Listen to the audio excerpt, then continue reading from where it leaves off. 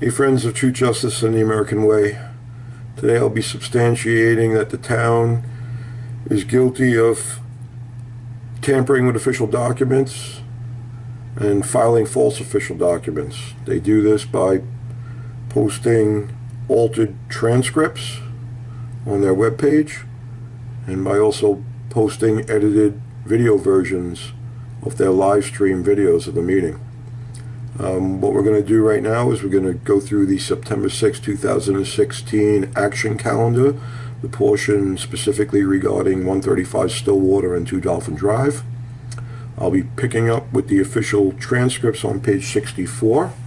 What I've done is I've downloaded the town's transcripts, printed them out, and then I've gone through them and marked and numbered the omissions and the mistakes or the additions, and I've also indicated where they should be within the transcripts, so we'll be able to follow along as we watch the meeting. What I'd like to point out to everyone is when you look at the town's version, the hearing action calendar for September 6th, their original upload was 2 hours, 18 minutes, and 31 seconds. Right? When you open that same video, if you look down to the lower left corner, the video is 2 hours, 18 minutes, and 13 seconds long now. That means that 21 seconds of video were edited out since the original upload. All right. I've fast forwarded to the portion of the meeting that we're going to be starting at. So let's follow along, and here we go. Before we close the meeting and go into executive session, at the request of Councilman Casciano, Mr. Deputy Commissioner Zeik, you are invited front and center. The councilman wants you to brief us on... Yeah, Supervisor, just if I can. Yeah, why don't you take it from here? I know one or two residents had questions about the Stillwater property and also the Dolphin Beach Club. And I know Councilman Muscarello was going to make a motion to head to executive session, and frequently that does take significant time. So rather than have the residents wait and not have this information prior, Deputy Commissioner Tim Zeik is here, and I was wondering, Deputy, if you could please speak to both situations. So this is really a response to prior questions that have been raised? Yes, and I know the Deputy's done significant work between the last two meetings on both of these subjects. I, unfortunately or fortunately, was away the last few days. I have not gotten my own briefing, and I think it's an appropriate time for us all to get updated. Of course. If that pleases the board. It's fine with me. This is in response to prior questions that have been asked. Yes, and for current status. Sure. Mr. Supervisor and Board, just to bring you up to speed as to what's happened with regard to 135 Stillwater Avenue in Massapequa. I had reached out to the property owner. They had met with me personally up in my office, where I informed them that there was a code compliance case and a formal complaint submitted against their property, alleging that they had no COs, some construction and some structures that were built without building permits. I made them aware that they did have these allegations outstanding. They were very cooperative. They are willing to work towards compliance. We went through a whole litany of everything they needed to file for. They need to renew their old building permit for the original house construction back in 2001. They took an additional building permit application for some additional structures and items that were on the property that did not have any permits. They'll be required to get their final building inspections, their final plumbing inspections, and an electrical certificate of approval for all the electrical work that was done on the property as well. I gave them about a 30-day period to get all this information submitted to me, because one of the first items I need is an updated property survey, and that does take some time to get from a land surveyor. So once they obtained a land survey, they were going to contact me, and we were going to continue with finishing their permitting process. That's basically the report on 135 Stillwater Avenue, if there are any questions. Okay. I don't have questions, but I know the residents. Well, we're not, no, see, that'll be reserved to public comment period. That's not ridiculous. The issue... You see, this is why you be nice. The issue is the misappropriation of the municipal funds. Hold on. Rob, the last time I looked, I still chair the meeting, okay? You finish your statement, Tim? Yes, sir. Okay. Is there anything else you want to do now, Councilman? at some point, just we're gonna have to continue to answer questions as they evolve, so I don't know if now is an appropriate time. I'll leave it up to you. It's your call. Please, if, yeah. You want, okay. You know what, you chair the meeting. You take over, fellas. You and Rob. Hello, my name is Robert Ripp from Massapequa again.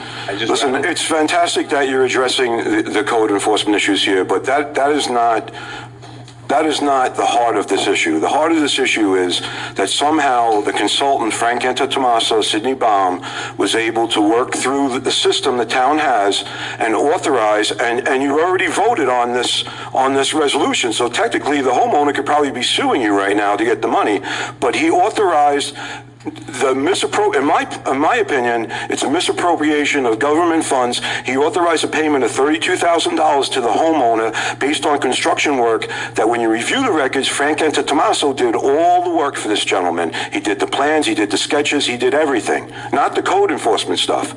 Correct, the code enforcement hold, I believe. So no payments for the other project. You're going to talk about Dolphin now? Yes. That's next. Okay, we're set with 135 Stillwater then?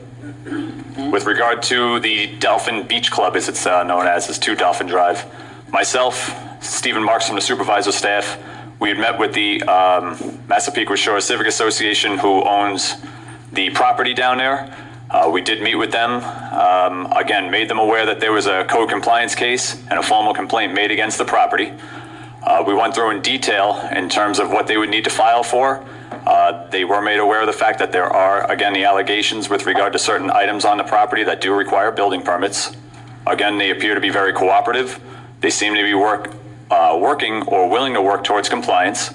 And again, they needed some time to put together a property survey, which will take some time. Once they obtain their property survey, they agreed to get back in touch with the Department of Planning and Development and go through with their permits. Now, they have 30 days to do that, right? That's correct. Together survey. And we're still on the same belief that it's 169 owners? That's correct, according to the county assessor's records. Okay. So each homeowner owns 1/169th of the property. That hasn't changed. That's back to the original information we found out. That's correct, as recorded by the deeds in Nassau County. Okay. So they'll be in touch when they have their survey prepared? That's correct. I don't have any questions, but I will probably be fielding questions, so it's... It's up to you. You're really... Do you have any further? In fact, you're really chairing this. McKenna, I think, had one question. Okay. Just for the public's information, this property happens to be adjacent to Frank Antetomaso's house. What a coincidence. One of the questions that you were looking into was who did the construction work on the seawall and on the property? Do we know that yet? I think we do. Well, The seawall construction that was part of the 2 Dolphin Drive, was actually done by the adjacent property owner at 1 Dolphin Drive, and that was part of his permit application that was filed back in 2008. By chance, was it high-rise engineering? I would have to check the records as to who the contractor was. I don't recall that offhand. Okay. Just point of reference, if it is high-rise engineering, my other question was, is the town still doing work with them, which is a different matter. But high-rise engineering, I don't know whether you're aware, is under indictment right now as of August 1st for misappropriation of FEMA funds for this type of work. So just take that for whatever it's worth. Okay? I have the information here. Do we even, is it high-rise? Do we even know? Supervisor, I'd have to double check who the contractor was. we also know, Supervisor, though, I think Mr. Zeik asked a question on the funding for the development. I believe it was discussed. With regard to the allegation of any type of FEMA funds or any type of monies from the town of Oyster Bay being spent at the property, there were no monies spent from the town of Oyster Bay, nor money or no money allocated from FEMA, to my understanding. We checked with all our various town departments. In terms of the improvements, they were funded solely by the civic association that operates the land. And for any type of tables, chairs, furniture and things like that, that was also paid for directly by the civic association. At the last meeting, someone said that you were going to check because a lot of the benches and umbrellas and there's a huge TV there. Someone was going to check to see if it in fact was Town of Oyster Bay property that was used there. Has that been done? You said you were going to do that. Again, the Civic Association made it clear, and they have all paperwork to document it, that they had purchased all that equipment on their own. Okay. Somebody handed me a document with this high-rise written on it too. Is this yours? Is this yours, sir? Yeah, you could have it. No, I'm sorry. I got the name of the company. Okay. Do you want to give this back? Then the other issue, the other big issue, I think, which was open at the last meeting, is the fact that the property in Nassau County is listed as Town of Oyster Bay property, and it's listed as vacant property. It's my understanding, as we stand here right now, that there are no taxes being paid to Nassau County at all on that property because of the confusion where allegedly the property was deeded to the 169 residents back originally. That might be the case, but it appears that there's no taxes being paid on the property. Can you shed any light on that today? Again, based on the research I looked at, I believe there might have been a typo or some type of error. I believe there was paperwork that did show that the Town of Oyster Bay did own the property, I believe on like the town's website or something along those lines, but I think that might have been an error. Again, if you do pull the physical deeds that are maintained by the county clerk's office, it does show back in the 1950s, 1955, that the property was deeded over to 169 people. And the more recent sales of the properties of the 169 homes do show a rider saying that along with the sale of the principal property, there's a share of 169th share of the parcel that we're talking about at 2 Dolphin Drive that goes along with the property. In terms of the taxes, I really can't address it. That's really the county assessor. But again, based on research that I did, looking at the original property card, there's a notation on there that states that the price is reflected in the following section, block, and lot numbers, and it lists 100 somewhat section, block, and lots. I would imagine that pay the taxes based on that notation that's on the county assessment card. Okay, but if a title, I'm not really, but if a title search was done by a title company, they would find the deeds with the reference to the 169th in the deed, am I correct? Correct. Like I said, the more recent deed that was sold shows the principal property as well as a rider attached to it saying 169th of a share of property known as section, block, and lot. I have nothing. My final point is a question. 135 Stillwater and 2 Dolphin. Again, I appreciate everything that you've done to get us to be able to be here right now. It seems to me a lot of people here don't realize the size and scope, especially of 2 Dolphin, the amount of work that was done there, seawalls, and it's a huge amount of money that was outlaid. I doubt very much that the association paid for that. But are they being handled by the Town of Oyster Bay Planning and Development? Are they being handled the same way that another resident would be handled? I have a friend of mine who recently was selling his house, and the amount of aggravation that was caused to him for hedges around his property on a corner. I mean, the amount of time that the Town of Oyster Bay put to cause him havoc. Is 2 Dolphin and 135 Stillwater, are they being handled the same way that another resident would be handled? Why it appears to me that they're being handled with kid gloves, and I'd like to know why. If I may, we are treating just like we would any other resident. We'd receive co-compliance complaints on both properties. Both properties were brought up as a measure during town board hearings. So in terms of doing the physical outreach, I was asked by Councilman Cascigliano to do it on their behalf, but ultimately the goal with the department is really compliance. And whether it's myself or a code enforcement officer doing it, the ultimate goal is going to be achieved. Okay. And I just want to make a point of letting you know that this vacant property also has running water. I'm sorry. Running water. Which There's vacant- actually Well, Kevin, which vacant property? I'm sorry. 2 Dolphin, okay, adjacent to Frank Antitommaso's house. There is running water. I'm curious to know who's paying for that running water. But again, the amount of violations there that they're allowed to continue operation is just beyond me, because a friend of mine who has hedges, compared to this, what's going on there, it's absurd that something fishy is, something's rotten in Oyster Bay. Tim, go ahead. Thank you. Mr. Supervisor, that question came up during the meeting. They do have a water bill that is given to them by the, Who's them? I'm sorry, the Massapequa Shore Civic Association that owns and operates the beach. They do receive a water bill from the local water district, and there are 2 fixtures of running water that come off that water meter down there. Okay, and they pay these bills?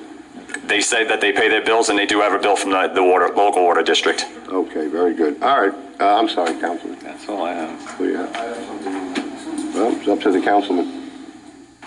Sure, why not?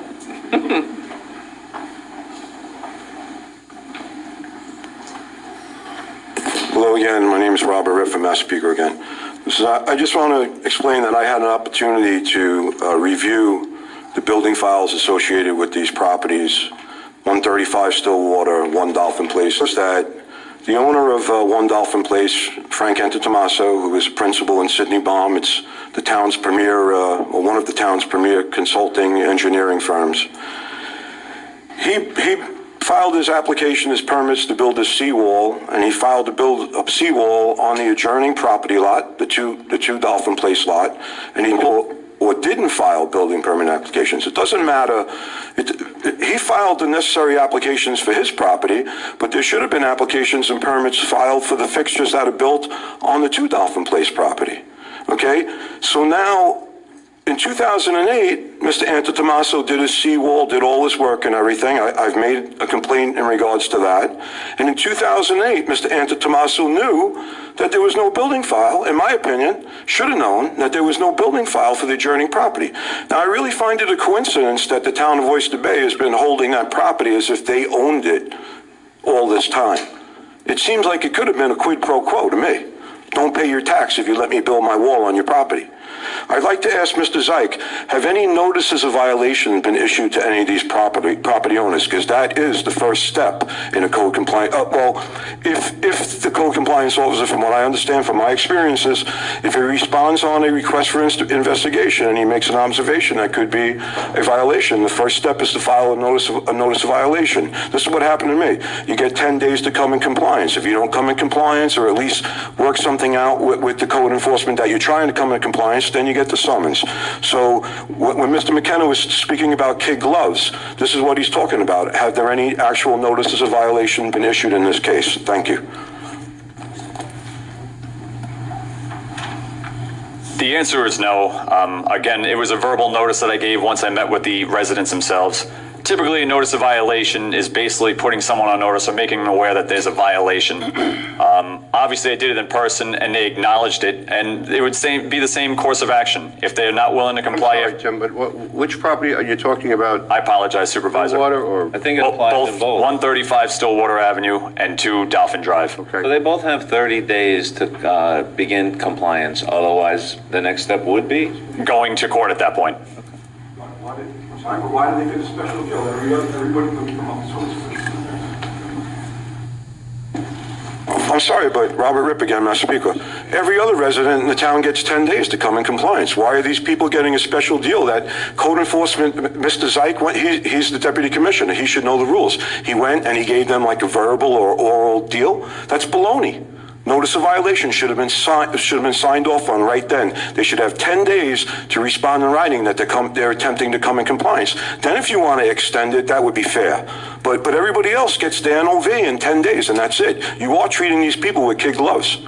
The notice of violation, though, seems to be the same thing, whether it's verbal or in writing. No, sir. It's an official document. It leads to the issuance of a summons. I understand what you're saying, but I think they've been placed on notice, and correct me if I'm wrong, if they don't comply, they go into court. I also kept notes in file for each meeting I had just to memorialize them, so we do have it documented that these. And I think they both also need to go out and get a survey, right? That's correct. So That's fine, but to do it officially... Maybe you gave them time to get a survey, I guess. That would be fine, sir, but to do it officially, the first thing that should be done is if the officer, the code enforcement investigator observes a violation, it's the issuance of a notice of violation. I understand what you're saying. Especially in this case. They've also both been brought to town hall to deal with their, situation, so it's pretty official. Okay, thank you. We'll keep on top of it. No, I know you are, and I really appreciate it. I know that you're doing everything in your power, sir. I appreciate it immensely. Thank you very much. All right, in light of what I heard a lot of, in my opinion, I think, maybe, so I'm going to ask the councilman to continue your pursuit. We'll keep working on it. Yeah, keep working on it, and you'll update the board accordingly. There's a lot of conjecture and speculation here, and one way or the other, I think you need to resolve all of these issues. I'm not quite sure what all the issues are, but I would assume that you have them in your head, and you'll continue to work with Mr. Zyke to get us answers. Again, I'm not sure what the questions are, but I'll leave that up to you since you seem to have a handle on it. All right, very good. Mr. Muscarello will take a motion. Supervisor, I'll make a motion that this town board go into executive session for the purpose of discussing... Son of Village of Bayville. Doug, I'm sorry. Hold it. I'm ready. I forgot what I wanted to say. I have a quality of life thing that I think you're going to love, because I know that you like quality of life issues. Do I? Prior to PSC&G taking over the electric service, we had a various array of electric companies in LIPA and Lilco and all these different things. And part of the cost would be a car would hit a pole, the pole would break, the electric company would come out, put a new pole, and cut the service down to what they call the third-party providers. The third-party providers are not good at providing third-party service when it comes to changing those broken poles. You got it. They even have a term for it. They call it double wood, okay? Which if you can't fix something, I guess you just make up a name for it. Why I'm here right now is I'm observing in Laddingtown and also in Glen Cove, which is not your area. They're putting in, PSC&G is doing a very good job. They're hardening the system. They're putting in these big poles. They're changing the three-phase service. But they're cutting the old poles down, and I have a feeling that they don't want the third-party providers on these new poles. Now, I don't know that because I don't have an office anymore to meet with these people and make the calls. So I'm asking if your office could do it through the town attorney's office, find out what's going on with these people, and I'm going to reach out to Mayor Spinello in Glen Cove and to find out exactly what the future holds, because when they do the franchise agreement, they want a level playing field. Well, we want one too. If they're going to have two poles, they should pay for two poles. In my opinion. I mean, I'd Still on this one, but I would like you to... I'll give you my information, and I would like to know, and if there's any involvement, You because... could be at the meeting. I would appreciate that. Yeah, I'd that's like all. to. I just want to leave you with that. Perfect. Have a nice day. Got it. You too, Doug. Take care. All right, Mr. Muscarello, I'm sorry I stole your thunder. Sure. Supervisor, I'll make a motion that this town board go into executive session for the purpose of... So, see you later.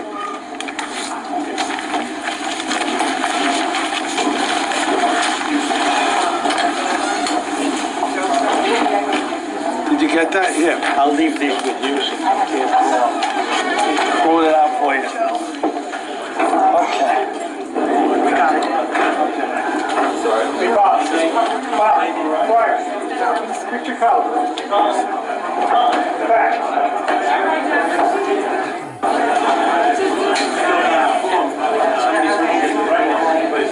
Keep watching. Hey,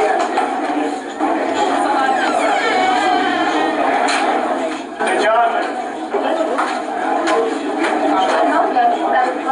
See you at the meeting. I would appreciate that. See that? That's I all. knew I just it. want to leave you with that. Perfect. Have a nice day. Got it. You too, Doug. Take care. Watch. All right, Mr. Muscarello, I'm sorry I stole your thunder. Sure. Supervisor, I'll make a motion that this town board go into executive session for the purpose of... So, see you later. Why did they cut Muscarella? It's in the official transcripts why they went through the executive session. And if you read the official transcripts, they'll continue on. All right? Watch. I'd like to make a motion, we go to the executive session, and they come back. The executive session's closed. The following action was taken. The board met, and we are directing Councilman Pinto to please meet with a candidate.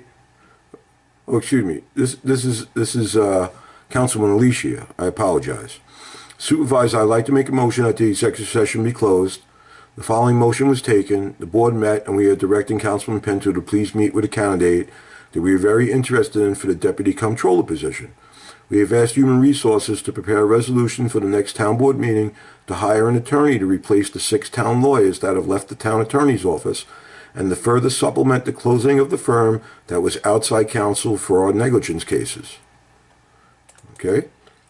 Then Supervisor Vendetto speaks. I believe we also wanted to indicate for the record that we are directing that steps be taken to ensure that the new attorney begins to work immediately thereafter on September 29th. Start date of September 29th, correct. With that, I make a motion to close the executive session. Now, the reason I'm bringing this to your attention is when you return to the town's webpage, and we just watched the action calendar to its completion. We saw the evidence that they altered the video, they looped it, and I'm going to show you some more evidence. But now, when you open up the public comments, which by the way, it was originally uploaded as 1 hour, 2 minutes, and 13 seconds. When you open this up, Yourself and Ms. it's been edited to 1 hour, 1 minute, and 53 seconds. You can see that right down here. And it starts with Mr. Fryer already speaking. So there's a reason why the town doesn't want people to be able to review the video of their executive session. But that's a whole nother story. Thanks for following, friends.